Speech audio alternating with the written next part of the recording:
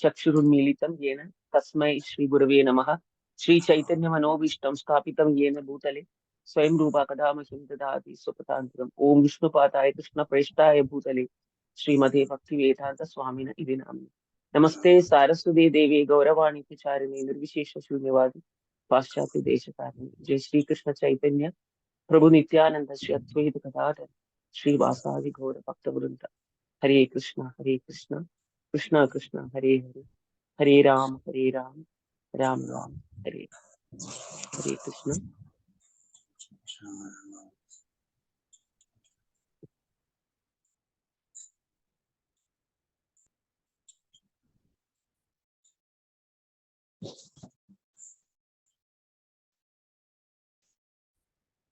श्री चैतन्य महाप्रभु द्वारा दिए गए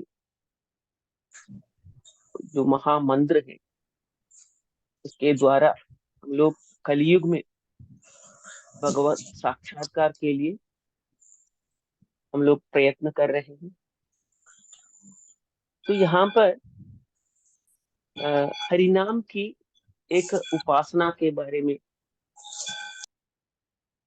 बता रहे हैं हरिदास ठाकुर जी। वो उपासना, उसका नाम है मंत्र ध्यानमयी उपासना। मंत्र ध्यानमयी उपासना, ये हरिनाम की एक उपासना है। ये हरिनाम के एक उच्च स्थिति, ऐसे हम कह सकते हैं। हरिनाम की एक उच्च स्थिति है। तो इसमें क्या होता है, उपासक हरिनाम करते करते अपने संख्याबद्ध रूप से हरिनाम करते हैं, उसमें वो स्थिर हो जाते हैं। कंसिस्टेंटली वो करते रहते हैं हरिनाम। तो वो उपासक जब हरिनाम का चिंतन करते हैं और उस स्मरण में वो देखता है कि कल्पवृक्ष के नीचे योग पीड़ में कृष्ण वृक्ष के गोप गोपिकाओं के साथ, गोप गोपिकाओं से घेरे हुए बैठे हैं, तब उसके उस उपासक के शरीर में सारे सात्विक भाव प्रकट होते हैं। तो ऐसी स्थिति तक पहुंचने के लिए उस उपासक को दृढ़ता पूर्वक हरिनाम का जाप करते रहना चाहिए, तभी इसी अवस्था तक वो पहुंच पाएंगे। तो वो क्या देखते हैं, जब भी वो हरिनाम का चिंतन करते हैं तो गोलोक धाम में कल्पवृक्ष के नीचे योग पीड़ में भगवान कृष्ण और राधा रानी गोप गोपिकाओं के साथ भेटे हैं। तब उपासक के शरीर में सारे सात्विक भाव प्रकट होते हैं, ऐसे हरिदास ठाकुर जी कहते हैं। और वो भक्त आनंद नृत्य करने लगते हैं और धीरे धीरे हरिनाम सुगंध बिखेरने लगते हैं, ऐसे हरिदास ठाकुर जी कहते हैं। एक चारों तरफ एक सुगंध का एक एहसास, एक फीलिंग हमें लगेगा। तो भक्त बहुत ही प्रसन्न हो जाते हैं। और धीरे धीरे क्या होता है, हरिदास ठाकुर जी कहते हैं कि अष्टकालीय कृष्ण लीला, ऐसे कहते हैं, आठों पहर कृष्ण अपने लीलाएं करते रहते हैं। तो उनकी सारी लीलाओं के लिए ऐसा एक शब्द यहाँ पर प्रयुक्त किया है, अष्टकालीय कृष्ण लीला। तो ये भगवान की सारी लीलाएं उनके चिंतन में उदित हो जाती है, ऐसे हरिदास ठाकुर जी कहते हैं। तो वो कितना धन्य है वो उपासक। तो वो साधक भगवान कृष्ण के धाम में उनका दर्शन करता है जब वो हरिनाम का चिंतन करता है। और ये सब सदगुरु के कृपा से ही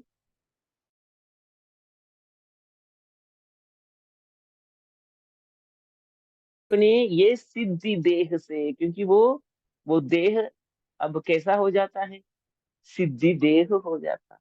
क्योंकि हरिनाम के चिंतन करने से ही भगवान का रूप, गोलोक धाम में भगवान का जो रूप है, गोपिकाओं के साथ, राधा रानी के साथ वो रूप उनके सामने आ जाते हैं, तो वो भक्त का वो देह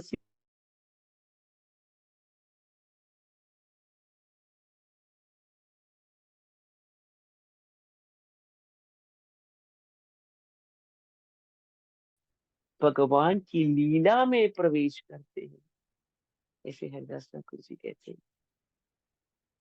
और वहां पर क्या है, राधा रानी है और ब्रजवासी गोपिकाएं हैं। तो उन गोपिकाओं के अनुमति से, राधा रानी की अनुमति से वो क्या करते हैं, भगवान कृष्ण की, राधा रानी के उस युगल रूप की सेवा करते हैं। तो यहाँ पर गोपिकाओं के लिए प्रसिद्ध भक्त ऐसे कहा गया, प्रसिद्ध भक्तों की अनुमति से। प्रसिद्ध भक्त कौन है, इसका मतलब क्या है, श्री कृष्ण के मधुर रस की जो भक्त है वो है रसिक भक्त। तो रसिक भक्त और राधा रानी की अनुमति से वो उस युगल रूप की सेवा करते हैं, वो साधक, वो उपासक, और वो महाप्रेम में मग्न हो जाते हैं। तो हरिदास ठाकुर जी कहते हैं कि हे गौर हरि, यहाँ पर क्या हो जाता है, भगवान, आप भगवान है, भगवान आपकी कृपा से इस साधना में, ये भजन साधन और भजन की सिद्धि वाली जो स्थिति है, उसकी दूरियां कम हो जाती। हम ये समझने की कोशिश की है हमेशा कि हरिनाम के जाप से मार्ग और लक्ष्य एक हो जाते हैं, साधन और साध्य एक हो जाते हैं। इसी तरह यहाँ पर भजन साधन और भजन की सिद्धि वाली ये स्थिति है ना, इसकी दूरी कम होती जाती है। और एक और बात हरिदास ठाकुर जी कहते हैं कि आपकी कृपा से सार्थक का जो सूक्ष्म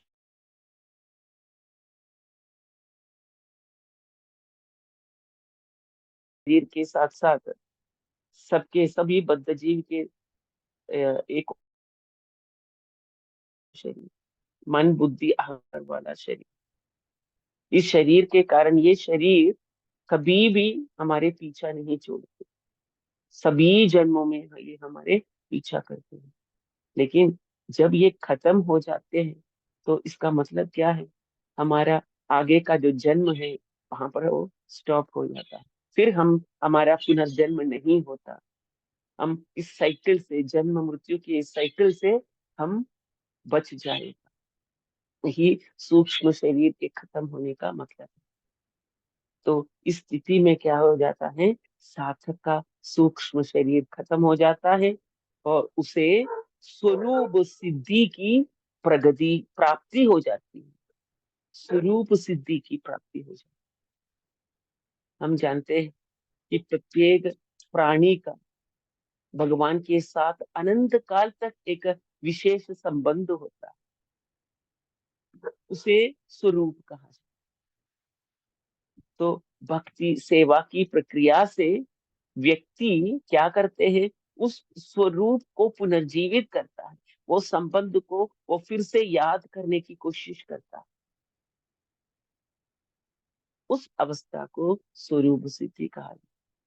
हम सबके साथ ऐसा होता है, क्योंकि माया के प्रभाव से हम उस संबंध को भूल जाते हैं। जब हम उस संबंध को जानने की कोशिश करता है, तो इसका मतलब, इसका अर्थ है उस रूप सिद्धि को प्राप्त हुआ। तो इस स्थिति में क्या हो जाता है, साधक का सूक्ष्म शरीर समाप्त हो जाता है और उनको स्वरूप सिद्धि की प्राप्ति हो जाती है। तो इससे श्रेष्ठ अवस्था का वर्णन नहीं किया जा सकता, केवल अनुभव किया जा सकता है, जैसे हरिदास ठाकुर जी कहते हैं।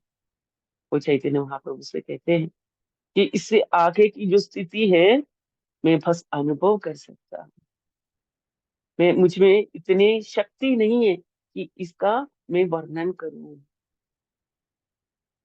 और कहते हैं कि है गौर हरि यही सर्वश्रेष्ठ साधना है, यही उज्जवल रस है। तो इससे क्या निश्चित होता है कि श्री कृष्ण के प्रेम की प्राप्ति अवश्य उस साधक को मिल जाए। यही तो साधक है, लक्ष्य है, भगवान के प्रेम की प्राप्ति। भक्ति रसामृत सिंधु श्रील रूप गोस्वामी द्वारा लिखा गया बहुत ही एक सुंदर ग्रंथ। तो उस ग्रंथ में 17वां अध्याय में, उस अध्याय का नाम है भाव भक्ति।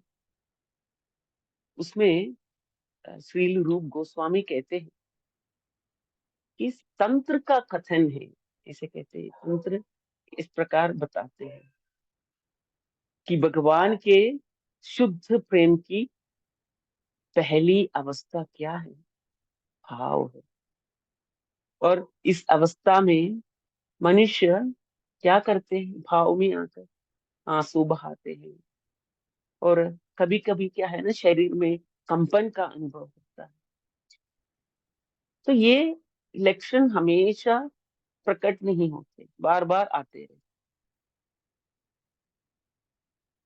तो ये एक कहानी आप जानते हैं दुर्वासा ऋषि और अम्बरीश की। दुर्वासा ऋषि के कारण अम्बरीश एक एकादशी के दिन में दुविधा में पड़ जाते हैं।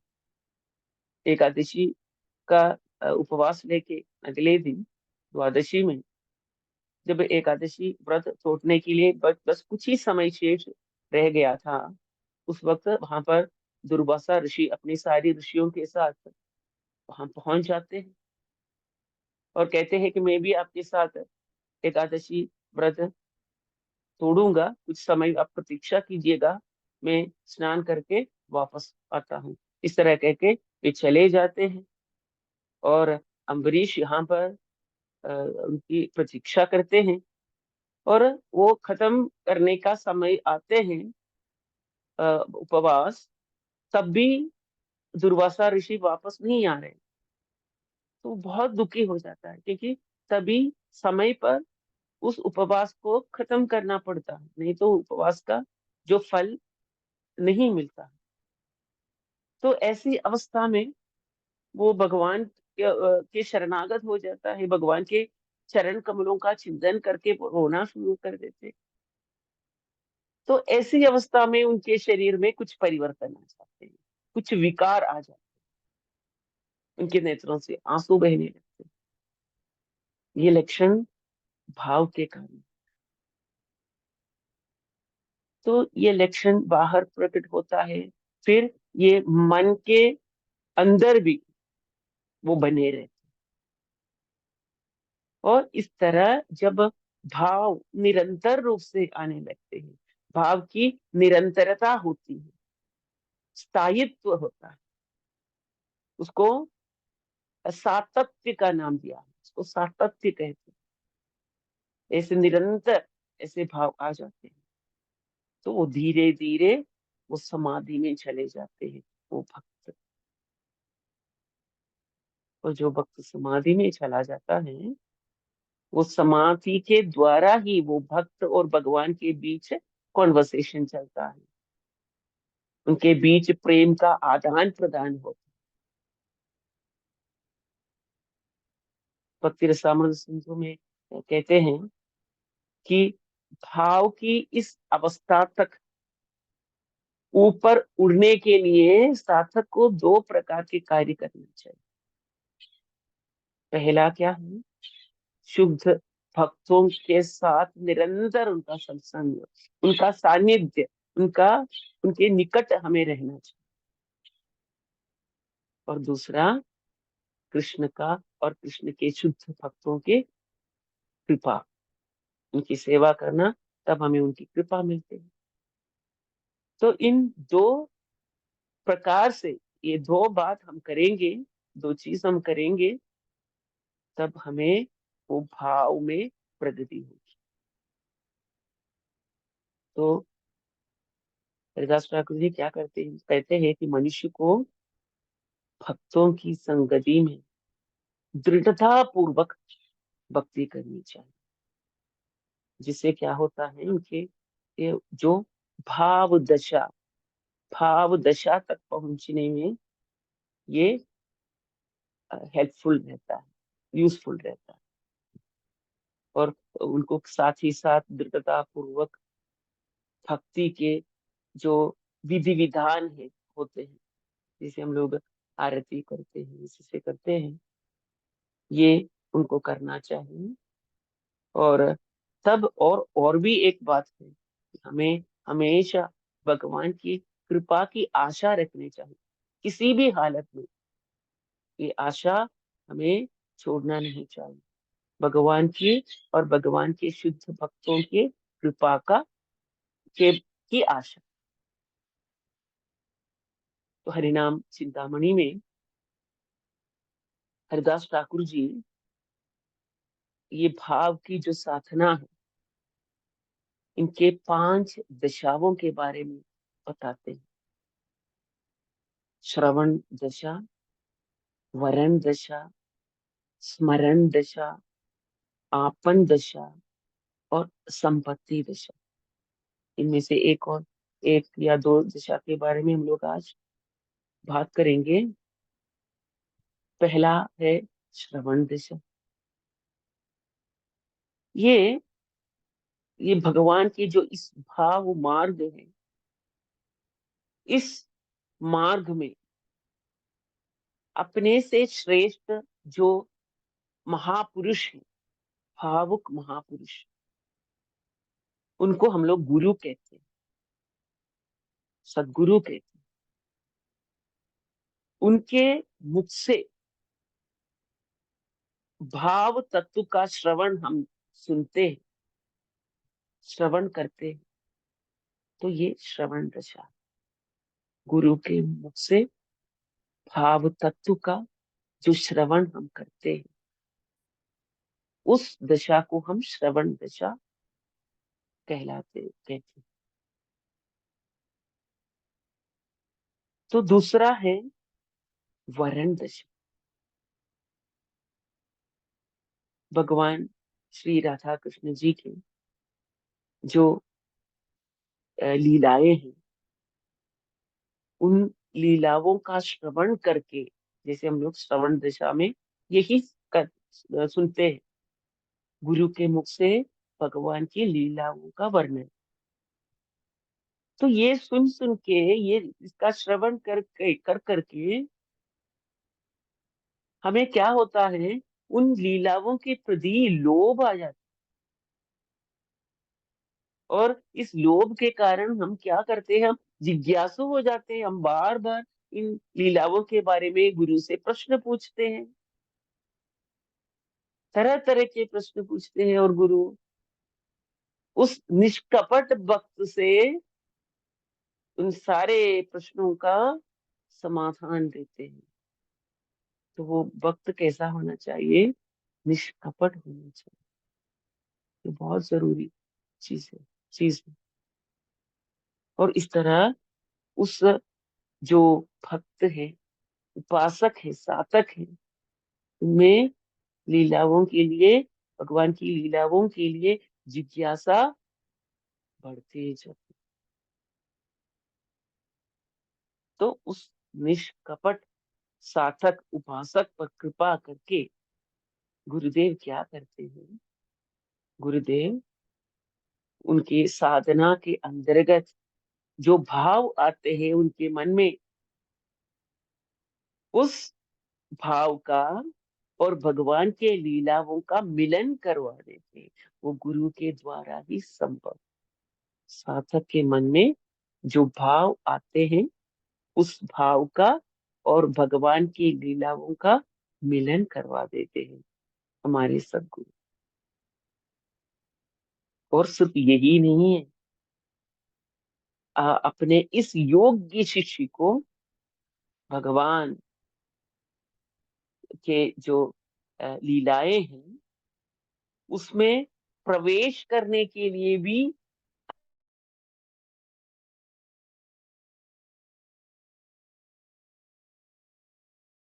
गुरु के आशीर्वाद से, अनुमति से ही हम कदम कदम रख सकते हैं आध्यात्मिक भक्ति की ओर, भगवत साक्षात्कार की ओर।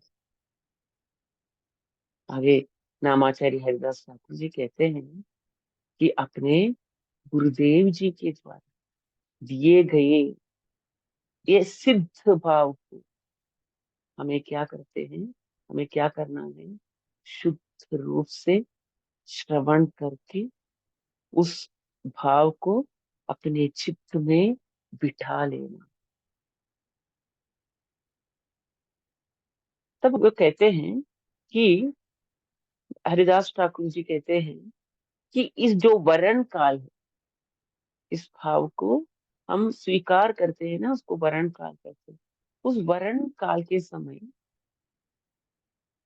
जब शिष्य को गुरु जी के द्वारा ये सिद्धि भाव प्राप्त होता है ना, उस समय शिष्य को का क्या करना चाहिए, वो अच्छी तरह उसका विचार करके अपने जो रुचि है भाव की ओर, किस भाव की ओर उसकी रुचि है, उसका उसका अभिव्यक्ति करनी चाहिए। वो बता के देना चाहिए गुरु कि मुझे किस भाव से ज्यादा रुचि है। और कहते हैं कि ये जो भाव है साधना के, जो कहते हैं 11 भाव इसे कहते हैं, उस भाव में से किसी एक भाव गुरुजी डिसाइड करते हैं और उस भक्त को दे देते हैं, और उस भाव के द्वारा ही उस शिष्य का भगवत साक्षात्कार होता है। लेकिन कभी कभी क्या होता है कि उस उपासक को, उस शिष्य को उससे अलग किसी दूसरे भाव से के साथ रुचि होती है, तो ये तुरंत उस साधक को बताना चाहिए गुरु से। तब गुरु क्या करते हैं, अगर वो सही है उस शिष्य के लिए वो भाव, गुरु वो भाव उनको प्रदान करते हैं। तब शिष्य को गुरु से ये बताना चाहिए कि आपकी कृपा से मैं इस भाव का वर्ण करता हूँ, और गुरु के आदेश का पालन करते हुए शिष्य को उस भाव में प्रवेश करना है। और उस शिष्य को ये भी बताना पड़ेगा गुरु से कि अब इस भाव को मैं कभी भी नहीं छोड़ूंगा, और ये भाव जीवन और मरण दोनों समय में ही मेरे साथ रहेगा।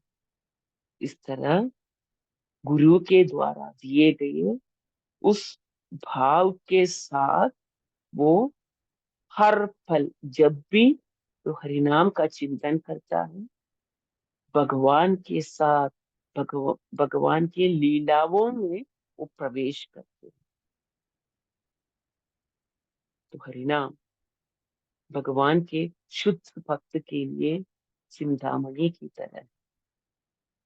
तो जो चिंतामणि आप जानते हैं, सारी इच्छाओं को प्रदान करने में चिंतामणि। तो हमें क्या करना चाहिए, निरंतर निसंग होकर, श्रद्धा के साथ, अपराध रहित होकर, गुरु के भगवान की शरणागत होकर हरिनाम का जाप करना चाहिए। हरे नामेव श्री हरिदास ठाकुर जी की जय, श्री हरिनाम प्रभु की जय, गुरु श्रीला प्रभुपाद की जय। हरे कृष्ण कृष्ण कृष्ण हरे हरे, हरे राम राम राम हरे हरे। हरे कृष्ण। प्रभु जी माता जी सादर प्रणाम। हरे कृष्ण माता जी, थैंक यू माता जी, हरे कृष्ण। बहुत बहुत सुंदर बताया।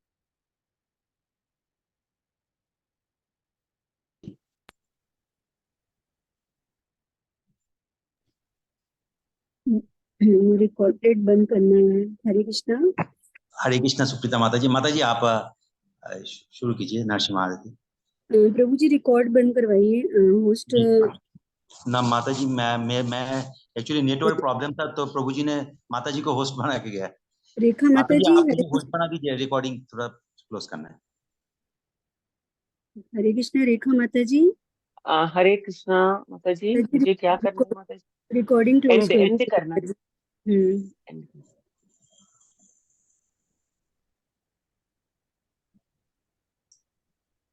वो पिनाकी प्रभु जी का आप होस्ट बना दीजिए, वो कर देंगे। ओके माता जी। मैं स्टार्ट करती हूँ प्रभु जी। जी माता जी। जय नरसिंह भगवान की जय। जय शिला प्रभुपाद की जय। प्रभु जी, पिनाकी दास प्रभु जी आपको होस्ट बना दिया है प्रभु जी। ओके ओके, थैंक अब यू आप माता जी। ऑफ ऑफ कर सकते हैं। जी माता जी। नमस्ते नरसिंहाय। नमस्ते नमस्ते नरसिंहाय। नरसिंहाय। नमस्ते नरसिंह